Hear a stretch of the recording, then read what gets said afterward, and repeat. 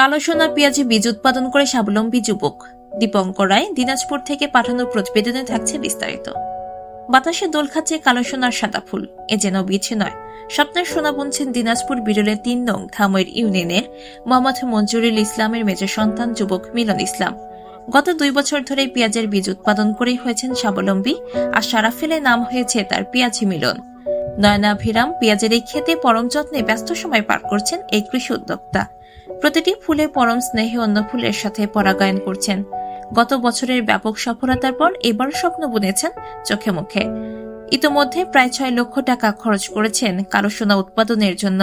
বিরল কৃষি বিভাগের সার্বিক সহযোগিতায় আবহাওয়া অনুকূলে থাকলে এবছর আশা করছেন প্রায় ৬০০ থেকে ৬৫০ কেজি উৎপাদিত হবে বীজ। উৎপাদিত এই পেঁয়াজ বীজ তিনি কিংস নামে প্রত্যায়িত বীজ হিসেবে বিক্রি করেন। এ বিষয়ে বিরল উপজেলা কৃষি অফিসার জানালেন, প্রশিক্ষণের মাধ্যমে উপকরণ সহযোগিতা এবং দেশের যে সকল জায়গায় পেঁয়াজ সবচেয়ে ভালো উৎপাদন হয়ে থাকে ফরিদপুর, সে সকল এলাকা থেকেও আমরা তাকে প্রশিক্ষিত করেছি।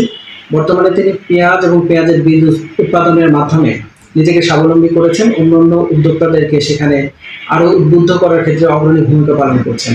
মূলত পেঁয়াজের যে মানসম্মত বীজ উৎপাদন, সেখানে শুরু থেকে শেষ পর্যন্ত প্যাকেটজাত করা এবং সিড সার্টিফিকেশন এজেন্সির মাধ্যমে নিবন্ধন নেওয়া সহ বীজ ব্যবস্থাপনা এবং বিপণনের ক্ষেত্রেও তিনি অগ্রণী ভূমিকা পালন করছেন। আমরা মনে করি পেঁয়াজের যে চাহিদা রয়েছে, সারা বছরে আমাদের বাংলাদেশে ৩০ লক্ষ মেট্রিক টনের পেঁয়াজের বীজের চাহিদা থেকে থাকে।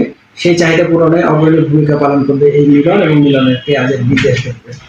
আমরা মনে করছি যে পেঁয়াজ উৎপাদনের ক্ষেত্রে সার্বিকভাবে যে সহযোগিতা আমরা প্রদান করছি কৃষি সম্প্রসারণ অধিদপ্তর, সামনের দিকে পেঁয়াজ এবং পেঁয়াজের বীজ উৎপাদনের ক্ষেত্রে এটি একটি নতুন এবং অগ্রণী ভূমিকা পালন করবে।